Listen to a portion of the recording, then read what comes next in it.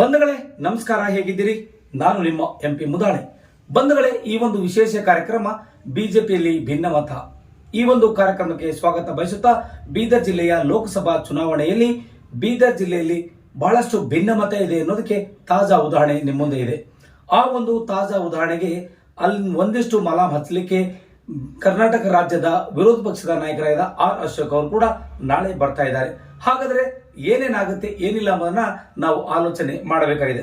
ಬಂಧುಗಳೇ, ಒಟ್ಟಾರೆಯಾಗಿ ಹೇಳಬೇಕಾದ್ರೆ ಭಗವಂತ್ ಖೂಬಾ ಅವರು ರಾಜ್ಯದ ಯಾವುದೇ ನಾಯಕರ ಲೆಕ್ಕಕ್ಕಿಲ್ಲ ಮತ್ತು ಬೀದರ್ ಸ್ಥಳೀಯ ನಾಯಕರು ಕೂಡ ಯಾವುದೇ ಕವಡೆ ಕಾಸಿನ ಕಿಮ್ಮತ್ತು ಕೊಡದ ರೀತಿಯಲ್ಲಿ ಅವರು ಮಾಡುತ್ತಿರುವುದರಿಂದ ಈಗಾಗಲೇ ಕರ್ನಾಟಕ ರಾಜ್ಯದ ಬಿಜೆಪಿ ರಾಜ್ಯಾಧ್ಯಕ್ಷರಾದ BY ವಿಜೇಂದ್ರ ಅವರ ಕಾಲಿಗೆ ಬಿದ್ದು ನಮಸ್ಕಾರ ಮಾಡಿ ಯಾವುದೇ ಕಾರಣಕ್ಕೂ ಭಗವಂತ್ ಖೂಬಾಗೆ ಟಿಕೆಟ್ ಕೊಡಬೇಡಿ ಅಂತಕ್ಕಂಥ ಮಾತನ್ನ ಭಗವಂತ್ ಖೂಬಾ ಅವರ ವಿರುದ್ಧವೇ ಅಲ್ಲಿರ್ತಕ್ಕಂಥ ಸಾರ್ವಜನಿಕರ ಸಮಾರಂಭದಲ್ಲಿ ಕಾಲಿಗೆ ಬಿದ್ದು ಸಾಕಷ್ಟು ವೈರಲ್ ಆಗಿತ್ತು ಆ ಸುದ್ದಿ ಪ್ರಭು ಚವ್ಹಾಣ್ ಅವರು. ಆದರೆ ಇವತ್ತು ಪ್ರಭು ಚವ್ಹಾಣ್ ಅವರ ಮಾತು ಕವಡೆ ಕಾಸಿಗೆ ಕಿಮ್ಮತ್ತ ಕೊಡದ ಹಾಗೆ ನೀವು ಯಾವುದೇ ಕಾರಣಕ್ಕೂ ಭಗವಂತ್ ಖೂಬಾ ಅಂತ ಅನ್ನಕ್ಕೆ ಹೋಗಬೇಡಿ, ಒಟ್ಟಾರೆಯಾಗಿ ಬಿಜೆಪಿ ಸಿಂಬಲ್ ನೋಡಿ ನೀವು ವೋಟ್ ಹಾಕಬೇಕು ಅಂತಕ್ಕಂಥ ರಾಜ್ಯಾಧ್ಯಕ್ಷರ ಆದೇಶದ ಮೇರೆಗೆ ಮತ್ತು ಕೇಂದ್ರದ ಆದೇಶದ ಮೇರೆಗೆ ಇವತ್ತು ಭಗವಂತ್ ಖೂಬಾ ಅವರು ಚುನಾವಣೆಯಲ್ಲಿ ತಮ್ಮದೇ ಆದ ಸ್ಟ್ರಾಟಜಿಯನ್ನು ಮುಂದುವರಿಸಿಕೊಂಡು ಬಂದಿದ್ದಾರೆ. ಒಟ್ಟಾರೆ ಹೇಳಬೇಕಂದ್ರೆ ಅವರ ಟಿಕೆಟ್ ಕೂಡ ಗಟ್ಟಿಸಿಕೊಂಡಿರ್ತಕ್ಕಂಥದ್ದು ನಿಮಗೆಲ್ಲ ಗೊತ್ತಿರುವ ಹಾಗೆ. ಆ ವಿಷಯಕ್ಕೆ ಇವತ್ತು ಬೀದರ್ ಜಿಲ್ಲೆಯಲ್ಲಿ ಲೋಕಸಭಾ ಚುನಾವಣೆಯಲ್ಲಿ ಏನು ಇಲ್ಲಿ ಒಂದಿಷ್ಟು ಅಸಮಾಧಾನದ ಹೊಗೆ ಆಡ್ತಾ ಇತ್ತು, ಆ ಅಸಮಾಧಾನದ ಹೊಗೆಯನ್ನ ನಂದಿಸಲಿಕ್ಕೆ, ಅದನ್ನ ಶಮನ ಮಾಡಲಿಕ್ಕೆ ಕೇಂದ್ರದ ಒಂದು ಟಾಸ್ಕ್ ಅನ್ನ ಕರ್ನಾಟಕ ರಾಜ್ಯದ ವಿರೋಧ ಪಕ್ಷದ ನಾಯಕರಾದ ಆರ್ ಅಶೋಕ್ ಅವರಿಗೆ ಹೆಗಲಿಗೆ ಕೊಟ್ಟಿದೆ. ಒಟ್ಟಾರೆಯಾಗಿ ಯಾವ ರೀತಿಯಾಗಿ ಈ ಒಂದು ಟಾಸ್ಕ್ ಅನ್ನ ನಿಭಾಯಿಸ್ತಾರೆ ಎಂಬುದನ್ನು ಕೂಡ ನಾವಿಲ್ಲಿ ಕಾದು ನೋಡಬೇಕಾಗಿದೆ. ಒಂದು ಕಡೆಯಿಂದ ಭಗವಂತ್ ಖೂಬಾಗ್ ಮಾತ್ರ ಟಿಕೆಟ್ ಕೊಡಬೇಡಿ ಅಂತಕ್ಕಂಥ ಕೂಗು ಬಸವ ಕಲ್ಯಾಣ ತಾಲೂಕಿನ ಶಾಸಕರಾಗಿರ್ತಕ್ಕಂಥ ಸಲಗಾರ್ ಅವರು ಕೂಡ ಒಂದು ವಾದ ಆಗಿತ್ತು. ಅದಾದ ನಂತರದಲ್ಲಿ ಪ್ರಪ್ರಥಮ ಬಾರಿಗೆ ಏನಾದರೂ ಒಂದು ಈ ಭಾಗದಿಂದ ಆವಾಜ್ ಎತ್ತಿರೋದು ಔರಾದ್ ತಾಲೂಕಿನ ಮೀಸಲು ಕ್ಷೇತ್ರದ ಅಭ್ಯರ್ಥಿಯಾಗಿರ್ತಕ್ಕಂಥ ಪ್ರಭು ಚವ್ಹಾಣ್ ಅವರು ಸುಮಾರು ವಿಧಾನಸಭಾ ಚುನಾವಣೆಯಿಂದಲೇ ಅವರು ಭಗವಂತ್ ಖೂಬಾಗೆ ಟಿಕೆಟ್ ಕೊಡಿಸಬಾರದು ಎಂಬ ನಿಟ್ಟಿನಲ್ಲಿ ವಿರುದ್ಧವಾಗಿ ಹೇಳಿಕೆ ಕೊಂಡ ಬರ್ತಾ ಇದ್ರು. ಅದಾದ ನಂತರದಲ್ಲಿ ಅವರಿಗೆ ನೆರವಾಗಿದ್ದು ಈ ಒಂದು ಸಲಗಾರ್ ಅವರು, ಬಸವಕಲ್ಯಾಣ ಕ್ಷೇತ್ರದ ಸಲಗಾರ್ ಅವರು ಕೂಡ ಅಲ್ಲಿ ಕೂಡ ಒಂದಿಷ್ಟು ತಮ್ಮದೇ ಆದ ರೀತಿಯಲ್ಲಿ ಅಸಮಾಧಾನದ ಹೊಗೆ ಆಡ್ತಾ ಇತ್ತು. ಅದಾದ ನಂತರದಲ್ಲಿ ಬೀದರ್ ದಕ್ಷಿಣ ಕ್ಷೇತ್ರದ ಶಾಸಕರಾದ ಶೈಲೇಂದ್ರ ಬೆಲ್ದಾಳೆ ಅವರು ಕೂಡ ಅಸಮಾಧಾನದಲ್ಲಿ ಅವರು ಒಬ್ಬರು ಪ್ರಮುಖವಾಗಿ ಕಾಣಿಸಿಕೊಳ್ತಾರೆ. ಒಟ್ಟಾರೆಯಾಗಿ ಹೇಳಬೇಕಾದ್ರೆ ಬೀದರ್ ಜಿಲ್ಲೆಯಲ್ಲಿ 3 ಜನ ಶಾಸಕರ ಪೈಕಿ 3 ಜನರು ಕೂಡ ಭಗವಂತ್ ಖೂಬಾ ಅವರಿಗೆ ಒಂದಿಷ್ಟು ವಿರೋಧ ವ್ಯಕ್ತಪಡಿಸ್ತಾ ಇದ್ದಾರೆ. ಟಿಕೆಟ್ ಅನ್ನು ಅವರು ಕೊಡಬೇಡಿ ಅಂತಕ್ಕಂಥ ಮಾತನ್ನ ಹೈಕಮಾಂಡ್ಗೆ ಈಗಲೇ ಸಲ್ಲಿಸಿದ್ರು ಕೂಡ ಹೈಕಮಾಂಡ್ ಇವರು 3 ಬೇಡಿಕೆಗಳನ್ನು ಯಾವುದಕ್ಕೂ ಲೆಕ್ಕ ತೆಗೆದುಕೊಳ್ಳದೆ ಕೇವಲ ಭಗವಂತ್ ಖೂಬಾ ಅವರಿಗೆ ಟಿಕೆಟ್ ಕೊಟ್ಟು ಇವತ್ತು ಕಳಿಸಿದೆ ಬೀದರ್ಗೆ. ಆದರೆ ಇಲ್ಲಿನ ವರ್ಕೌಟ್ ಆಗುತ್ತದಾ? ವರ್ಕೌಟ್ ಮಾಡಿಕೊಂಡ್ರೆ ಇಲ್ಲಿ ಭಗವಂತ್ ಖೂಬಾ ಮತ್ತೆ ಗೆಲ್ತಾರಾ? ಹೇಗೆಲ್ಲ ಆಗುತ್ತೆ ಅನ್ನೋದಕ್ಕ ಈ ಒಂದು ಟಾಸ್ಕ್ ಅನ್ನ ವಿರೋಧ ಪಕ್ಷದ ನಾಯಕರಾದ ಆರ್ ಅಶೋಕ್ ಅವರ ಕೊರಳಿಗೆ ವಹಿಸಲಾಗಿದೆ. ಒಟ್ಟಾರೆ ಹೇಳಬೇಕಾದ್ರೆ ನಾಳೆ ಆರ್ ಅಶೋಕ್ ಅವರು ಬೀದರ್ ಜಿಲ್ಲೆಗೆ ಆಗಮಿಸಿದ್ದಾರೆ. ಅದಾದ ನಂತರದಲ್ಲಿ ಅವರು ಕೂಡ ಬಿಜೆಪಿ ಸ್ಥಳೀಯ ಮುಖಂಡರೊಂದಿಗೆ ಚರ್ಚೆ ಮಾಡಿಕೊಂಡು ಅಲ್ಲಿ ಸಭೆ ಕೂಡ ಮಾಡ್ತಾರೆ. ಸಭೆ ಆದ ನಂತರದಲ್ಲಿ ಅಲ್ಲಿರ್ತಕ್ಕಂಥ ಎಲ್ಲ ಶಾಸಕರಿಗೆ ಒಂದಿಷ್ಟು ಸಮಾಧಾನಗಳನ್ನ ಹೇಳುವ ಮೂಲಕ ಒಂದಿಷ್ಟು ಈ ಒಂದು ತೇಪೆ ಹಚ್ಚುವಂತ ಕೆಲಸ ಮಾಡ್ತಾ ಇದ್ದಾರೆ. ಒಟ್ಟಾರೆಯಾಗಿ ಹೇಳಬೇಕಾದ್ರೆ ಭಗವಂತ್ ಖೂಬಾ ಅವರಿಗೆ ಟಿಕೆಟ್ ಕೊಡಬೇಡಿ ಅಂತಕ್ಕಂಥದ್ದು ಕೇವಲ ಒಬ್ಬ ಶಾಸಕರ ಮಾತಲ್ಲ, 3 ಜನ ಶಾಸಕರು ಕೂಡ ಇಲ್ಲಿ ತಮ್ಮದೇ ಆದ ರೀತಿಯಲ್ಲಿ ಅಸಮಾಧಾನದ ಹೊಗೆಯನ್ನು ಆಡಿಸಿದ್ದಾರೆ.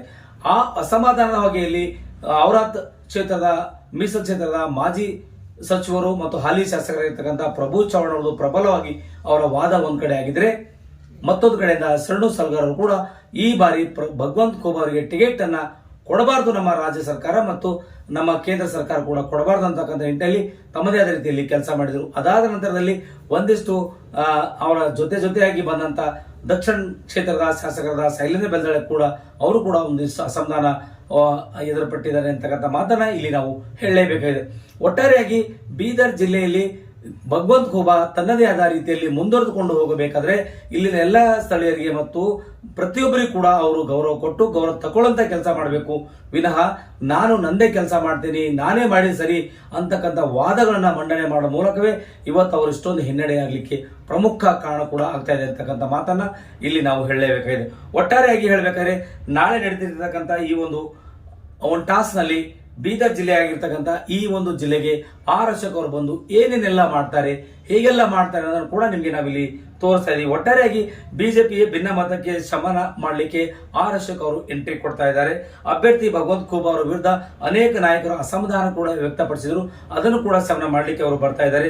ಒಟ್ಟಾರೆಯಾಗಿ ಹೇಳಬೇಕಾದ್ರೆ ಭಿನ್ನಮತದಿಂದ ಲೋಕದಲ್ಲಿ ಬಿಜೆಪಿಗೆ ಬಹಳಷ್ಟು ಹಿನ್ನಡೆ ಆಗುವಂತಹ ಭೀತಿ ಕೂಡ ಕಾಡ್ತಾ ಇದೆ ಎಂಬ ನಿಟ್ಟಿನಲ್ಲಿ ರಾಜ್ಯದ ಅಧ್ಯಕ್ಷರು ಮತ್ತು ಕೇಂದ್ರ ನಾಯಕರು ಕೂಡ ಇವತ್ತು ಇವರಿಗೆ ಒಂದಿಷ್ಟು ಕೆಲಸ ಮಾಡಲಿಕ್ಕೆ ಒಂದು ನಾಳೆ ದಿನಾಂಕ 24ರಂದು ಒಂದು ಬೀದರ್ಗೆ ಬಂದು ಹೋಗುವಂತ ಒಂದು ಟಾಸ್ಕ್ ಕೂಡ ಕೊಟ್ಟಿದ್ದಾರೆ. ಅದರಲ್ಲಿ ಆರ್ ಅಶೋಕ್ ಅವರು ಎಷ್ಟು ಮಟ್ಟಿಗೆ ಸಫಲರಾಗ್ತಾರ ಅಥವಾ ವಿಫಲರಾಗ್ತಾರ ಅಂತಕ್ಕಂಥದ್ದು ಕೂಡ ನಾವು ಕಾದು ನೋಡ್ಬೇಕಂತ ಪ್ರಶ್ನೆ ಎದುರಾಗ್ತಾ ಇದೆ. ಒಟ್ಟಾರೆಯಾಗಿ ಹೇಳಬೇಕಾದ್ರೆ ಇಲ್ಲಿ ತಮ್ಮದೇ ಆದ ರೀತಿಯಲ್ಲಿ ಒಂದು ರೀತಿಯಿಂದ ನಾವು ಆಲೋಚನೆ ಮಾಡಿದ್ರೆ ಅಲ್ಲಿ ಭಗವಂತ್ ಖೂಬಾ ವಿರುದ್ಧ ಪ್ರತಿಭಟನೆ ಮಾಡಿದೆ, ಅವರು ಅಪಸ್ವರ ಎತ್ತಿದೆ. ಕೇವಲ ಒಬ್ಬ ಮೀಸಲು ಕ್ಷೇತ್ರದ ಶಾಸಕರಾಗಿರ್ತಕ್ಕಂಥ ಪ್ರಭು ಚವ್ಹಾಣ್ ಅವರು ಮಾತ್ರ ಅಲ್ಲಿ ತಮ್ಮದೇ ನೋವುಗಳನ್ನ ತೋಡಿಕೊಂಡಿದ್ರು. ಅನೇಕ ರೀತಿಯಲ್ಲಿ ಕೊಲೆ ಮಾಡಲು ಸಂಚಾಕಿದ್ರು. ನನ್ನ ಚುನಾವಣೆಯಲ್ಲಿ ಅವರು ಸೋಲಿಸಕ್ಕಂತ ಎಲ್ಲ ಪ್ರಯತ್ನ ಕೂಡ ಅವ್ರು ಮಾಡಿದ್ರು. ಆದರೆ ಭಗವಂತ ನನ್ನ ಹಿಂದೆ ಇದ್ದಾನೆ, ಹಾಗಾಗಿ ನಾನು ಅಲ್ಲಿ ಗೆದ್ದು ಬಂದೆ ಅಂತಕ್ಕಂಥ ಮಾತನ್ನ ಪದೇ ಪದೇಯಾಗಿ ಭಗವಂತ್ ಖೂಬಾ ಅವರಲ್ಲಿ ಹೇಳ್ತಾ ಇದ್ದಾರೆ. ಒಟ್ಟಾರೆಯಾಗಿ ಹೇಳಬೇಕಾದ್ರೆ ಭಗವಂತ್ ಖೂಬಾ ಅವರಿಂದ ಒಂದಿಷ್ಟು ಬೀದರ್ ಜಿಲ್ಲೆಯಲ್ಲಿ ಗೊಂದಲಮಯ ಆಗ್ತಾ ಇದೆ. ಹೀಗಾಗಿ ಭಗವಂತ್ ಖೂಬಾ ಹೇಳೋದೇನಪ್ಪ ಅಂದ್ರೆ, ನೀವ್ ಯಾರು ಹಾಕ್ತಿರೋ ಬಿಡ್ತಿರೋ ಗೊತ್ತಿಲ್ಲ, ನನಗೆ ಕೇಂದ್ರದಲ್ಲಿ ನಾನು ಮತ್ತೆ ಗೆಲ್ತೀನಿ, ಮೋದಿ ಅವರ ಹೆಸರು ಮೇಲೆ ನಾನು ಗೆದ್ದು ಬರ್ತೀನಿ ಅಂತಕ್ಕಂಥ ಮಾತೇನು ಆಡ್ತಾ ಇದಾರಲ್ಲ, ಈ ಒಂದು ಮಾತೆ ಇವತ್ತು ಪ್ರಮುಖ ಕಾರಣ ಅಸಮಾಧಾನಕ್ಕೆ ಕಾರಣವಾಗತಕ್ಕಂಥ ಮಾತನ್ನ ಇಲ್ಲಿ ಹೇಳಬೇಕಾಗಿದೆ. ಸ್ಥಳೀಯ ನಾಯಕರಿಗೆ ಕೌಡೆ ಕಾಸಿನ ಕಿಮ್ಮತ್ತು ಕೊಡೋದ ಖೂಬಾ ಅವರು ಮೊದಲನೇ ವಿಚಾರ ನಾವು ಹೇಳಬೇಕಾದ್ರೆ ಯಾವುದೇ ಕಾರಣಕ್ಕೂ ಅವರು ಬೀದರ್ ಜಿಲ್ಲೆಯ ಸ್ಥಳೀಯ ನಾಯಕರಿಗೆ ಕೌಡೆ ಕಾಸಿನ ಕಿಮ್ಮತ್ತು ಕೊಡಲ್ಲ. ಯಾಕಂದ್ರೆ ನಾನೊಬ್ಬ ಕೇಂದ್ರದ ಮಂತ್ರಿ ಆಗಿದ್ದೇನೆ, ನನಗೆ ಸುಮಾರು ನರೇಂದ್ರ ಮೋದಿನೇ ಪರಿಚಯ ಇದ್ದಾರೆ ಅಂತಕ್ಕಂಥ ಮಾತಲ್ಲಿ ಹಬಾಬಿನಲ್ಲಿ ಮತ್ತು ತಮ್ಮ ಸೋಗಿನಲ್ಲಿ ಹೋಗತಕ್ಕಂಥ ಈ ಒಂದು ಕಾರಣವೇ ಇವತ್ತು ಅಸಮಾಧಾನಕ್ಕೆ ಎಷ್ಟೊಂದು ಪ್ರಮುಖ ಕಾರಣವಾಗಿದೆ ಅಂತಕ್ಕಂಥ ಮಾತನ್ನ ಹೇಳಬೇಕಾಗಿದೆ. ಒಟ್ಟಾರೆಯಾಗಿ ಬೀದರ್ ಜಿಲ್ಲೆಯಲ್ಲಿ ಸುಮಾರು 3 ರಿಂದ 4 ಜನ ಶಾಸಕರು ಕೂಡ ಏನು ಬಿಜೆಪಿಯಿಂದ ಗೆದ್ದು ಹೋಗಿದ್ದಾರೆ, ಅವರು ಕೂಡ ಭಗವಂತ್ ಖೂಬಾ ಮೇಲೆ ಒಂದಿಷ್ಟು ಇರುಸು ಮುರುಸು ಕೂಡ ನಡೀತಾ ಇದೆ, ಒಳಗಿಂದೊಳಗೆ ಬಿಜೆಪಿ ಪಕ್ಷ ಇದೆ ಅಂತಕ್ಕಂಥ ಮಾತನ್ನ ಕೂಡ ಈ ಮೂಲಕ ನಾವು ನಿಮಗೆ ತಿಳಿಸ್ತಾ ಪಡ್ತಾ ಇದೀವಿ. ಯಾಕಂದ್ರೆ ಈ ಒಂದು ಇರುಸು ಮುರುಸಿನ ಮಧ್ಯೆ ತಮ್ಮ ಸ್ಪರ್ಧೆಗೆ ಯಾರಿಗೂ ಗೊತ್ತಿಲ್ಲದ ಹಾಗೆ ಒಟ್ಟಾರೆ ಹೇಳಬೇಕಾದ್ರೆ ಭಗವಂತ್ ಖೂಬಾ ಅವರಿಗೆ ಟಿಕೆಟ್ ಘೋಷಣೆ ಆದ ನಂತರ ಅವರಿಗೆ ರಿಸೀವ್ ಮಾಡ್ಕೊಳ್ಳಿಕ್ಕೆ ಹೋಗ್ತಕ್ಕಂಥ ಸಂದರ್ಭದಲ್ಲಿ ಯಾವೊಬ್ಬ ನಾಯಕರು ಕೂಡ ಅವ್ರಿಗೆ ಹೋಗ್ಲಿಲ್ಲ, ಯಾರೊಬ್ರು ಕೂಡ ಅವ್ರಿಗೆ ಭೇಟಿ ಆಗಲಿಲ್ಲ. ಆದ್ರೂ ಕೂಡ ತನ್ನದೇ ಆದ ರೀತಿಯಲ್ಲಿ ತಮ್ಮದೇ ಆದಂತಹ ಒಂದು ಪಾಟ್ಲವನ್ನು ಕಟ್ಕೊಂಡು ಜಯಕಾರ ಹಾಕೊಂಡು ಬಂದಂತಹ ವ್ಯಕ್ತಿ ಭಗವಂತ್ ಖೂಬಾ ಅವರು. ಹಾಗಾಗಿ ಇಲ್ಲಿ ಸ್ಥಳೀಯ ಶಾಸಕರಿಗೆ ಕೌಡೆ ಕಾಸಿನ ಕಿಮ್ಮತ್ತು ಕೊಡಲಾರದಕ್ಕೆ ಈ ರೀತಿಯಾಗಿ ಹಿನ್ನೆಲೆಯಲ್ಲಿ ಬಹಳಷ್ಟು ಬಿಜೆಪಿಗೆ ಹಿನ್ನಡೆ ಆಗ್ತಕ್ಕಂಥ ಪ್ರಶ್ನೆ ಕಾಡ್ತಾ ಇದೆ ಎಂಬ ಕಾರಣಕ್ಕಾಗಿ ಮತ್ತು ರಾಜ್ಯದ ಅಧ್ಯಕ್ಷರು BY ವಿಜೇಂದ್ರ ಮತ್ತು ನಡ್ಡಾ ಅವರು ಸೇರಿಕೊಂಡು ಇವತ್ತು ಆರ್ ಅಶೋಕ್ ಅವರಿಗೆ ನಾಳೆ ಮಾರ್ಚ್ 24ರಂದು ಒಂದು ಟಾಸ್ಕ್ ಕೊಟ್ಟಿದ್ದಾರೆ. ಬಂಧುಗಳೇ, ತಮಗೆಲ್ಲ ಗೊತ್ತಿರುವ ಹಾಗೆ ಬೀದರ್ ಲೋಕಸಭಾ ಚುನಾವಣೆಯಲ್ಲಿ ಬಹಳಷ್ಟು ಜನ ಅಸಮಾಧಾನವಾಗಿದ್ದಾರೆ ಎಂಬ ಕಾರಣಕ್ಕಾಗಿ ನಾಳೆ ಬೀದರ್ ನಗರಕ್ಕೆ ಆಗಮಿಸುತ್ತಿರುವಂತಹ ಆರ್ ಅಶೋಕ್ ಅವರಿಗೆ ಒಂದಿಷ್ಟು ನಾರಂಜ ಎಕ್ಸ್ಪ್ರೆಸ್ ನ ಕೆಲವೊಂದು ಸುದ್ದಿಗಳನ್ನ ಅವರಿಗೆ ನಾವು ಮನವರಿಕೆ ಮಾಡ್ಕೊಳ್ತಾ ಇದ್ದೇವೆ. ಯಾಕೆ ಇಷ್ಟೊಂದು ಅಸಮಾಧಾನ ವ್ಯಕ್ತವಾಗ್ತಾ ಇದೆ ಅನ್ನೋದನ್ನ ಇಲ್ಲಿ ನಾವು ಆಲೋಚನೆ ಮಾಡಬೇಕಾದ್ರೆ, ಬೀದರ್ ಲೋಕಸಭಾ ಅಭ್ಯರ್ಥಿಯಾಗಿರ್ತಕ್ಕಂಥ ಭಗವಂತ್ ಖೂಬಾ ಅವರು ಯಾವುದೇ ವಿಚಾರದಲ್ಲಿ ಅವರ ಖೂಬಾ ವಿರುದ್ಧ ಬಹಳಷ್ಟು ಜನ ನಾಯಕರು ಅಸಮಾಧಾನ ವ್ಯಕ್ತಪಡಿಸಿರೋದನ್ನ ಈ ಹಿಂದೆ ಕೂಡ ನೋಡಿದ್ದೇವೆ, ಮುಂದೆ ಕೂಡ ನೋಡುವಂತ ಪರಿಸ್ಥಿತಿ ಎದುರಾಗಿದೆ.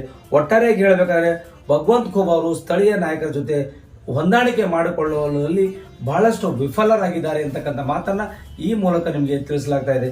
ಮತ್ತೊಂದು ವಿಷಯ ಏನಪ್ಪಾ ಅಂತಂದ್ರೆ, 3ನೇ ಭಿನ್ನಮತ ಏನಪ್ಪಾ ಅಂದ್ರೆ, ಶಾಸಕರಾದ ಪ್ರಭು ಚವ್ಹಾಣ್ ಮತ್ತು ಶೈಲೇಂದ್ರ ಬೆಲ್ದಾಳೆ, ಶರಣು ಸಲಗರ್ ಅವರು ಬಹಳಷ್ಟು ರೀತಿಯಿಂದ ಈ ಒಂದು ಭಗವಂತ್ ಖೂಬಾಗೆ ಟಿಕೆಟ್ ಕೊಟ್ಟಿದ ಮೇಲೆ ಒಂದಿಷ್ಟು ಮನಸ್ಸು ಜಾಸ್ತಿ ಆಗಿದೆ ಅಂತಕ್ಕಂಥ ಮಾತನ್ನ ಇಲ್ಲಿ ನಾವು ಆಲೋಚನೆ ಮಾಡಬೇಕಂತ ಪರಿಸ್ಥಿತಿ ಎದುರಾಗಿದೆ. ಇನ್ನು 4ನೇ ಟಾಸ್ಕ್ ಏನಪ್ಪಾ ಅಂತಂದ್ರೆ, ಭಗವಂತ್ ಖೂಬಾ ಜೊತೆ ಪ್ರಚಾರ ನಡೆಸಲು ಹಿಂದೇಟು ಹಾಕುತ್ತಿರುವಂತಹ ಈ ಶಾಸಕರುಗಳಿಗೆ ಯಾವ ರೀತಿಯಾಗಿ ಮೊಲ ಮಚ್ಚುತ್ತಾರೆ ಆರ್ ಅಶೋಕ್ ಅವರನ್ನು ನೋಡಬೇಕಾಗಿದೆ. ಇನ್ನೊಂದೇನಪ್ಪಾ ಅಂದ್ರೆ, 5ನೇ ಟಾಸ್ಕ್ ಏನಪ್ಪಾ ಅಂದ್ರೆ, ಭಿನ್ನಮತದಲ್ಲಿ ಬೀದರ್ ಜಿಲ್ಲೆಯ ಶಾಸಕರಾಗಿರ್ತಕ್ಕಂಥ ಈ ಮುನುಸು ಭಗವಂತ್ ಖೂಬಾ ಅವರಿಗೆ ತುಂಬಾ ಎಫೆಕ್ಟ್ ಕೊಡ್ತಕ್ಕಂಥ ಸಾಧ್ಯತೆಗಳು ಕೂಡ ಈ ಒಂದು ಸ್ಪರ್ಧೆಯಲ್ಲಿ ಕಾಣ್ತಾ ಇದ್ದಾವೆ. ಲೋಕಸಭಾ ಚುನಾವಣೆಯಲ್ಲಿ ನಾನೇ ಮೋದಿ ಹೆಸರು ಮೇಲೆ ಗೆದ್ದು ಬರ್ತೇನೆ, ನನಗೆ ಯಾರು ಅವಶ್ಯಕತೆ ಇಲ್ಲ ಅಂತಕ್ಕಂಥ ಮಾತನ್ನ ಏನ್ ಭಗವಂತ್ ಖೂಬಾ ಹೇಳ್ಕೊಳ್ತಾ ಇದ್ದಾರೆ, ಇದೇ ಒಂದಿಷ್ಟು ಅವರಿಗೆ ಎಫೆಕ್ಟ್ ಜಾಸ್ತಿ ಪ್ರಮಾಣದಲ್ಲಿ ಆಗೋದ್ರಿಂದಲೇ ಇವತ್ತು ಬಿಜೆಪಿಯ ರಾಷ್ಟ್ರೀಯ ಅಧ್ಯಕ್ಷರು ಮತ್ತು ರಾಜ್ಯಾಧ್ಯಕ್ಷರು ಕೂಡ ಇವತ್ತು ಒಂದು ಟಾಸ್ಕ್ ಅನ್ನ ಆರ್ ಅಶೋಕ್ ಅವರು ಕೊಟ್ಟಿದ್ದಾರೆ ಅಂತಕ್ಕಂಥ ಮಾತನ್ನ ಇಲ್ಲಿ ನಾವು ಹೇಳಲೇಬೇಕಾಗಿದೆ. ಇನ್ನು 6ನೇ ಒಂದು ಟಾಸ್ಕ್ ಏನಪ್ಪಾ ಅಂದ್ರೆ, ಈ ಒಂದು ಸ್ಥಳೀಯ ಶಾಸಕರ ಹಿನ್ನೆಲೆಯಲ್ಲಿ ನಾಯಕರ ಅಸಮಾಧಾನಕ್ಕೆ ಬ್ರೇಕ್ ಹಾಕಲು ರಾಜ್ಯದಿಂದ ಕೇಂದ್ರ ಮತ್ತು ಅಧ್ಯಕ್ಷರಾಗಿರ್ತಕ್ಕಂಥ ರಾಜ್ಯಾಧ್ಯಕ್ಷರು ಸೇರಿಕೊಂಡು ಆರ್ ಅಶೋಕ್ ಅವರಿಗೆ ಈ ಒಂದು ಟಾಸ್ಕ್ ಅನ್ನು ಕೊಟ್ಟಿದ್ದಾರೆ. ಹೇಗಾದ್ರೂ ಮಾಡಿಕೊಂಡು ಇಲ್ಲಿ ಆರ್ ಅಶೋಕ್ ಅವರು ಬಂದು ಇಲ್ಲಿ ಯಾವುದೇ ರೀತಿಯಿಂದ ಅಸಮಾಧಾನದ ಹೊಗೆ ಆಡಬಾರದು. ಒಟ್ಟಾರೆಯಾಗಿ ಇಲ್ಲಿ ಮೋದಿ ಅವರ ಮುಖ ನೋಡಿ ವೋಟ್ ಹಾಕಬೇಕು, ಕೇಂದ್ರದ ಸಚಿವರ ಮುಖ ನೋಡಿ ಹಾಕಬಾರದು.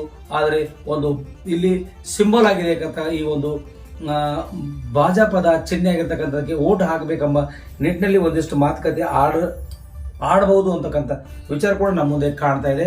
ಒಟ್ಟಾರೆಯಾಗಿ ನಾಳೆ 24ರಂದು ಭಾನುವಾರ ಬೀದರ್ಗೆ ಭೇಟಿ ನೀಡಿ ಎಲ್ಲ ಅಸಮಾಧಾನವನ್ನ ಶಮನ ಮಾಡಲಿಕ್ಕೆ ಪ್ರಯತ್ನ ಪಡುವಂತ ಪ್ಲಾನ್ ಕೂಡ ಆರ್ ಅಶೋಕ್ ಹಾಕಿಕೊಂಡಿದ್ದಾರೆ ಅಂತಕ್ಕಂಥ ಮಾತನ್ನ ಇಲ್ಲಿ ನಾವು ವಿಚಾರ ಮಾಡಲೇಬೇಕಾಗಿದೆ.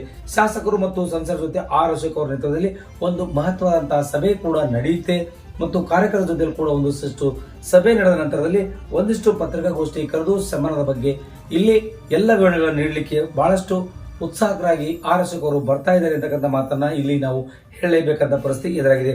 ಅಸಮಾಧಾನ ಶಮನಕ್ಕೆ ಆರ್ ಅಶೋಕ್ ಅವರು ಸೂಚಿಸಿರುವಂತಹ ಈ ಒಂದು ಸೂತ್ರವೇ ಹೈಕಮಾಂಡ್ ಅವರಿಗೆ ಕಳಿಸಿಕೊಟ್ಟಿರುವುದು ಇದಾಗಿದೆ ಅಂತಕ್ಕಂಥ ಮಾತನ್ನ ಇಲ್ಲಿ ನಾವು ಹೇಳಕ್ ಪ್ರಯತ್ನ ಪಡ್ತಾ ಇದೀವಿ.